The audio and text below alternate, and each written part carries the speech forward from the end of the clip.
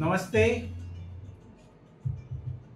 Press the bosses कार्यक्रम में मैं आनंद चौधरी आपका हार्दिक अभिवादन अभिनंदन करता हूं और बड़े ही मेरे लिए उत्साह का विषय है और प्रसन्नता का विषय है कि you people are demanding continuously after listening the previous interaction speak on this, raise this issue. It's really encouraging, motivating me. I got a call and you know when I'm saying that I got a call and people are calling with my name, they are my super seniors. So I got a call, Anand, speak on the advertisement of Ayurveda drugs. Okay, boss. So today I am before you to make you understand this nitty-gritty of the Ayurvedic advertisement business. इसमें क्या क्या गोलमाल है, इसमें कौन कौन से लोग क्या क्या करके क्या उनके उद्देश्य हैं, कैसे वो व्यापार बढ़ा रहे हैं या लोगों को मूर्ख बना रहे हैं, वो जो बहुत कुछ चीजें जो बहुत सारी हो रही हैं उसके बारे में मैं अगले 15 से 20 मिनट के बीच में आपसे बात करने का प्रयास करता हूं, परत दर परत तथ्यों को समझने का प्रयास करता हूं। चलिए आइए, देखिए एडवर्टीजमेंट्स दो तरीके के हैं। एक तो जो दिन के उजाले में तमाम अखबारों में छपते हैं, पहले पन्ने पर भर पेज छपते हैं या दूसरे पन्ने पर छपते हैं या पेज 3 पर छपते हैं। आप समझ गए होंगे पेज 3 वाले लोग, स्पेशली पंजाब केसरी जो पढ़ते हैं, या फिर जाकर के किसी पीछे के पन्नों पर पढ़ते हैं, चाहे वो हिंदी, अधिकतर लोकल लैंग्वेज वाले में, हिंदी वाले अखबारों में तो बहुत ज्यादा। और एडवर्टीजमेंट्स की सूरत हाल ये कि उनकी आप हेडिंग्स पढ़ेंगे तो आप एक ही जानते हैं, वो बाल से शुरू होंगे और गुप्त रोग तक जाएंगे, वो लंबाई बढ़ाने से वजन घटाने तक जाएंगे और सीधा एक बस नंबर होगा, मोबाइल नंबर, आप उनको कांटेक्ट करिए। चलिए, एक एडवर्टीजमेंट्स की श्रृंखला आयुर्वेद के नाम पर शुरू होती है देर रात। दिन में टीवी चैनल्स पर भी आते हैं, ढेर सारे आते हैं लोग, प्राइम टाइम में भी आते हैं लोग। दूसरी श्रृंखला शुरू होती है आयुर्वेदिक एडवर्टीजमेंट्स की, वो रात को 11 बजे, स्पेसिफिकली इलेक्ट्रॉनिक चैनल्स पर, और उसमें वो लोग अश्लीलता और विभत्सता की हद तक जाते हुए आयुर्वेद के नाम पर न जाने क्या क्या बताते हैं और आयुर्वेद को एक बदनाम करने की कोशिश करते हैं। और तीसरी चीज मैं आपके सामने ये रखूंगा कि जितनी भी पत्रिकाएं निकल रही हैं आयुर्वेद के नाम पर, निरोग सुख, निरोग धाम, आरोग्य धाम, पता नहीं क्या क्या, साल भर में उनका एक यौन विशेषांक जरूर निकलता है। और वो उनका यौन विशेषांक क्या क्या दावे करता है, उसके एडवर्टीजमेंट्स क्या क्या दावे करते हैं, वो बहुत ही बड़ी चिंता का विषय है। चलिए उसको एक तरफ छोड़ देते हैं, कभी इन यौन विशेषांकों पर और स्टेमिना और पोटेंसी बढ़ाने वाले दवाइयों पर एक अलग से सेशन करेंगे। आज हम थोड़ा सामान्य रूप से चलते हैं, जो सामान्य व्याधियों के लिए हैं, इन पर बात करते हैं। जब हम इन पर बात करने की कोशिश करते हैं तो मैं अपने से ही शुरू करता हूं। करीबन 5-6 महीना हुआ, एक फोन आया मेरे पास, मैंने फोन उठाया। हम बीएचयू से बोल रहे हैं, ध्यान दीजिएगा, हम बीएचयू से बोल रहे हैं। मैंने कहा बोलिए, तो आपके घर में कोई डायबिटीज का या गठिया का या एक दो बीमारियों का नाम या कोई रोगी है? तो उन्होंने कहा कि हमने कहा कि हाँ मैं ही हूँ। तो देखिए बीएचयू ने एक बहुत बड़ी दवा बनाई है, बीएचयू के शोधकर्ताओं ने, और वहां से हम लोगों को ये कहा जा रहा है कि इसको हम लोग जो है जन जन तक पहुंचाएं। और हमने कहा अच्छा ठीक है, आप ये बताइए कि आप बीएचयू में कहाँ बैठते हैं? मैंने पूछा कि आप बीएचयू में कहाँ बैठते हैं? अरे तो बीएचयू आपने नहीं देखा है, वो बीएचयू में जो अस्पताल है हम वही बैठते हैं। मैंने कहा भाई ठीक है, वो अस्पताल में कहाँ बैठते हैं आप, और वही बैठते हैं। अच्छा ठीक है, और वो यहाँ ये हमने कहा हम आपसे मिलना चाहते हैं। मैंने ये नहीं शो किया कि मैं बीएचयू का ही संबंधित व्यक्ति हूँ, मैंने कहा मैं आपसे मिलना चाहता हूँ। हाँ हाँ आ जाइए, हमारा वहाँ पर ऑफिस है, क्लिनिक है, हमारी दवाई है, कितने हजार की है। तो इस तरीके से कई विधियों से आयुर्वेद की दवाओं के विज्ञापन, एडवर्टीजमेंट, धोखाधड़ी सब चल रहा है। अब प्रश्न ये है कि इसको रोका कैसे जाए। सॉरी, तो एक ही उपाय है रोकने का, एकमात्र उपाय है आम जनता के साथ साथ हम में और आप में जागरूकता, और ये चिंतन मनन कि इसको रोकने के लिए क्या क्या उपाय हैं और कैसे कैसे हो सकता है। आत्म प्रशंसा में नहीं कह रहा हूं मैं, आप गूगल कर लीजिए पूरा। 2013 में मैंने इन विज्ञापनों के खिलाफ लंका थाने में एफआईआर कराई थी। जी हाँ, सही सुना आपने, आनंद चौधरी प्रोफेसर हो चुका था मैं 2013 में लंका थाने में। और ये एफआईआर की भी कहानी अलग है, मैंने एफआईआर डायरेक्ट जाके नहीं कराई थी। उसमें कुछ अधिकारी बहुत अच्छे होते हैं। अजय मिश्रा उस समय, माननीय श्री अजय मिश्रा जी आईपीएस एसएसपी थे बनारस के।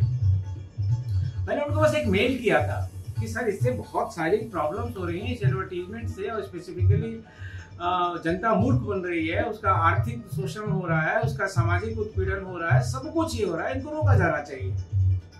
और आप विश्वास करिए कि एसएसपी अजय मिश्रा जी जो आज और हाई रैंक में होंगे, उन्होंने लंका थाने को आदेशित किया कि इस पर एफआईआर करो और जांच करो। क्योंकि मैं जो निवासी था, जो शिकायत करता था, वो लंका थाना क्षेत्र में रहता था, तो वो लंका थाने में एफआईआर हुई। एफआईआर नंबर 176/2013 बनारस में हड़कंप मचा।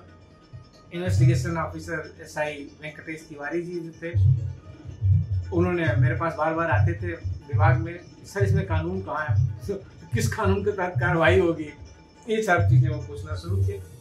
मैंने उनको बताना शुरू किया। इलाहाबाद यूनिवर्सिटी के प्रोडक्ट थे वेंकटेश तिवारी, तो जागरूक व्यक्ति थे। चलिए, तो हर आदमी को एफआईआर कराने के लिए मैं नहीं कह रहा हूं। अब दूसरी चीजें आ गई हैं, उस पर बस ध्यान दीजिए, वो कर दीजिए। घर बैठे दुनिया मुट्ठी में है मित्रों। आप साइट पे जाइए, आसी की, शॉर्ट में आसी कहते हैं, तो advertising standard council of India, advertising standard council of India, उनकी साइट पे जाइए। उनका व्हाट्सएप नंबर है, उनका फेसबुक अकाउंट है, उनका ट्विटर अकाउंट है। आपको जिस विज्ञापन पर आपत्ति है, आपको आपत्तिजनक लगता है, उसका एक फोटो खींचिए, उनके ट्विटर अकाउंट पे अपलोड कर दीजिए। उनके साइट पे जा करके 2-4 कॉलम भरने हैं, भर दीजिए। ये कंपनी क्या बनाया, क्या कौन सी है, दवा का नाम क्या, मतलब पूरा फोटो सहित। और फिर उसमें एक रीजन पूछते हैं, बहुत इंपॉर्टेंट है, हमने किया है इसलिए आपको बता रहे हैं, और फल भी मिला है। हाँ, थोड़ा सा मुस्कुरा इसलिए रहा हूँ कि यही सब अति किया है तो कुछ फल और भी मिला है। समाज को सुधारने का जो तमाम परेशानियां आती हैं, लेकिन इससे आप घबराइए नहीं, अंत में सत्य ही जीतता है। सत्य परेशान होता है, पराजित नहीं होता है। ठीक है ना मित्रों? तो लेकिन जो आप काम करते हैं उससे आपको संतुष्टि होती है, तो आप उसके कॉलम पर जाइए और एक रीजन पूछेंगे कि ठीक है आप इसका शिकायत कर रहे हैं, लेकिन आपकी आपत्ति किस बिंदु पर स्पेसिफिक है ये बताइए। आपकी स्पेसिफिक आपत्ति आप बताइए कि किस मुद्दे पर आपको आपत्ति है, ये आप बोले, बताना। तो ये आपको सोचना होगा कि उन्होंने थेरापेटिक क्लेम ज्यादा कर दिया है, या उनका क्या सिस्टम है इसके ऊपर। मैं थोड़ा सा कृष्णा, अरे ये आपकी उंगली ये स्किप बटन पे क्या कर रही है? अरे इसको हटाओ, अरे 2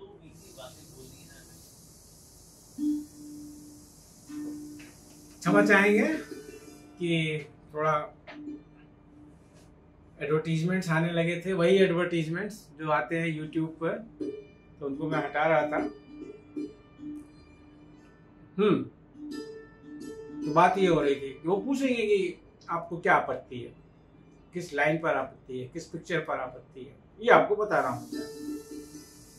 तो अब देखिए, आसी बाई मंथली रिपोर्ट्स जारी करती है, उसमें आयुर्वेद की 10 दवाओं का नाम तो होता ही है।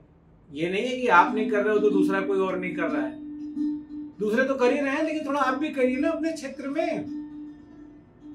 अपने क्षेत्र में जो इस तरीके के दुष्प्रचार हो रहे हैं, एडवर्टीजमेंट के उस पर जाइए, और आपका 1 रुपया खर्च नहीं होना है श्रीमान जी। आयुष मंत्रालय का आयुष के आसी के साथ समझौता है, उसकी इन्वेस्टिगेशन करने में एक एक शिकायत पर, एक एक एडवर्टीजमेंट पर वो पैसे आयुष मंत्रालय से लेते हैं, आपसे नहीं लेंगे, ठीक है ना। आपको बस खाली कॉलम फिलअप कर रहा है, कुछ भी नहीं, आपका बस 5 मिनट का समय लगना है।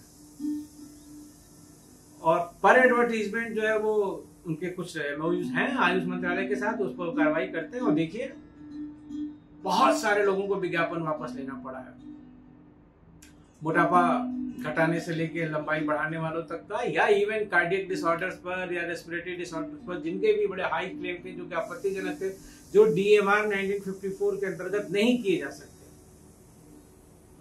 तो उसमें पतंजलि भी शामिल है, उसमें बहुत सारी कंपनियां हैं उसमें, मतलब कि मैं किसी का भी नाम ले सकता हूं जिनके 1 या 2 एडवर्टीजमेंट्स तो हमेशा वापस हुए ही हैं। हाँ, लेकिन एडवर्टीजमेंट वापस होने में सबसे ज्यादा अगर किसी की एक की संख्या है तो वो पतंजलि है, उसका एडवर्टीजमेंट सबसे ज्यादा वापस हुए, क्योंकि वो ढेरों ऐसे क्लेम कर देते हैं कि उनको वापस लेना ही पड़ता है।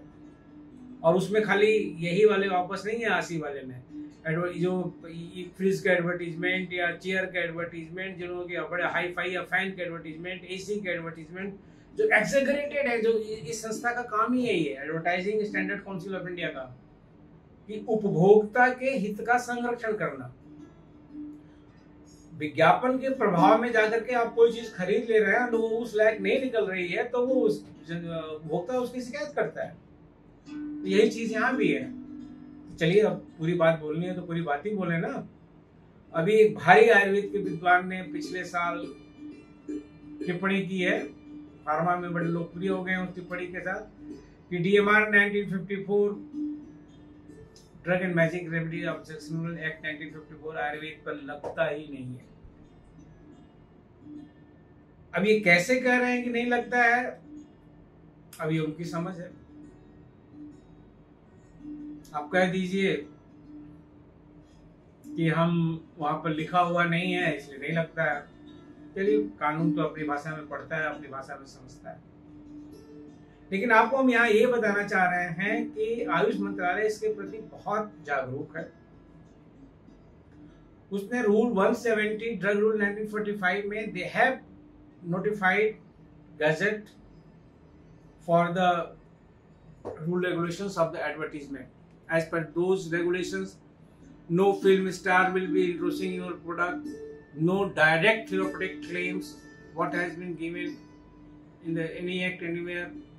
You have to submit your advertisement to the state authority SLA with all the contents कि आप क्या लिख रहे हैं, ये खाने से ये बढ़ेगा, आप ये दवा खाइए, हृदय रोग ठीक हो जाएगा, कैंसर ठीक हो जाएगा, यकृत कैंसर ठीक हो जाएगा, स्तन कैंसर ठीक हो जाएगा, ये सारी चीजें आप जो भी आपका विज्ञापन का मजमून है वो आपका SLA अप्रूव करेगा, स्टेट लाइसेंसिंग अथॉरिटी। वहां पर एक आपको विज्ञापन का नंबर देगा। अगर आप वो विज्ञापन छपवाते हैं किसी अखबार में तो कोने में वो विज्ञापन का नंबर आएगा और आप वही छापेंगे जिस नंबर से आपको विज्ञापन का नंबर मिला हुआ है। इतनी व्यवस्था भारत सरकार ने की रूल 170 में। हुआ क्या? ढाक के 3 पार। क्यों? कि जब आपका आर्थिक उद्देश्य पर खतरा आता है तो आप माननीय न्यायालय के शरण में चले जाते हैं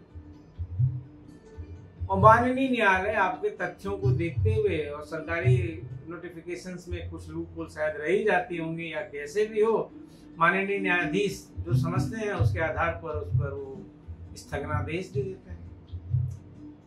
तो रूल 170 स्टेड है बाय द हाई कोर्ट और वो लागू नहीं हो पाया। लेकिन इससे देखिए, एडवर्टीजमेंट देने से लाभ हुआ कंपनी को, व्यक्ति को, और इस एडवर्टीजमेंट के भ्रम में, अगर वो एडवर्टीजमेंट में सही दवा है, आपने खाया, लाभ हुआ, ठीक है, कोई दिक्कत नहीं है। लेकिन वो गलत एडवर्टीजमेंट से, गलत दवा खा करके गलत प्रभाव पड़ना किसी व्यक्ति के ऊपर, तो नुकसान हुआ आयुर्वेद का। व्यक्ति का तो हुआ ही हुआ, आयुर्वेद का, क्योंकि फिर जो आयुर्वेद की प्रगति या मान्यता या इसकी स्वीकार्यता बढ़ रही है इस समय, एक्सेप्टेंस, रिकॉग्निशन, एवरीथिंग, उस पर ब्रेक लगता है। और अल्टीमेटली जाकर के जो हमारा नया लड़का बीएमएस में एडमिशन ले रहा है, उसके करियर को वो इफेक्ट डालता है। अगर आप सोच पा रहे हैं इस बात को तो सोचिए। आप तो अपनी चीजों को करने में ठीक है, व्यस्त है, मस्त है, सब है, बढ़िया है, लेकिन ऐसा आता है ना कि हम अपनी अगली जनरेशन को पृथ्वी कैसी देंगे। इन्वायरमेंट मिनिस्ट्री इस बात पर बात करती है ना, ministry of environment, forest and the climate change, कि अगली जनरेशन को पृथ्वी कैसी देंगे हम। अभी आ तो रहा है, मैंने आज ही कल में पढ़ा कि ऑक्सीजन की मात्रा कम होती जा रही है, और इतना ज्यादा जो दोहन, आज के पेपर में कि इतना ज्यादा जो दोहन हो रहा है, उसमें जो क्रेस्ट मिनरल्स निकाले जा रहे हैं, उससे जो पृथ्वी का एंगल है वो चेंज हो रहा है।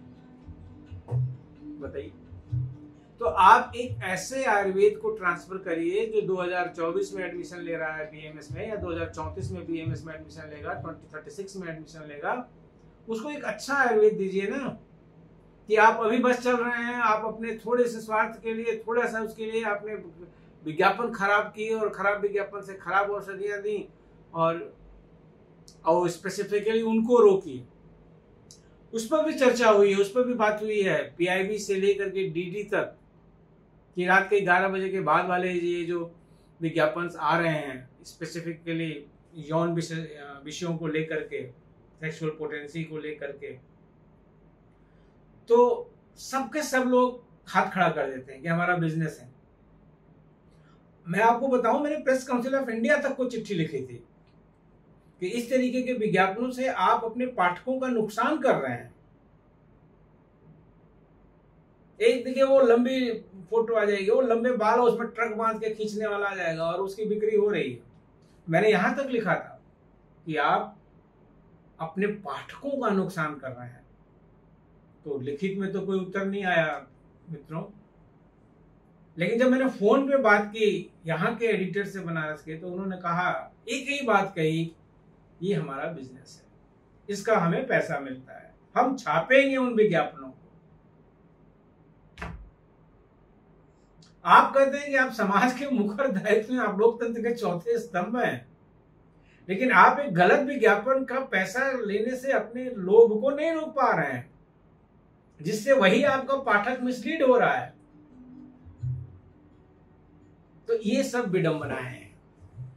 तो विज्ञापनों के लिए, गलत भ्रामक विज्ञापनों के लिए इस समय जो इस देश में व्यवस्था है, वो मात्र ये है कि आप उस विज्ञापन की फोटो खींचिए, उसका डिटेल लीजिए, आशी की साइट पे जाके, advertising standard council of India की साइट पे जा करके कुछ कॉलम्स भर दीजिए, 5 मिनट का समय दीजिए, वो आपको 1-2 बार मेल करेंगे या व्हाट्सअप करेंगे, जो भी करेंगे, आपका काम समाप्त है। वहां पे आपसे कोई चार्ज नहीं लिया जाएगा। आशी फिर उसको परसू करेगी, कंपनी को नोटिस देगी कि आपने ये विज्ञापन कैसे दिया है, ये शब्द कैसे लिखा है, ये लाइन कैसे लिखी है, ये भ्रमित करने वाली है, इसका प्रमाण दीजिए। कंपनी और आशी के बीच में बातचीत होगी।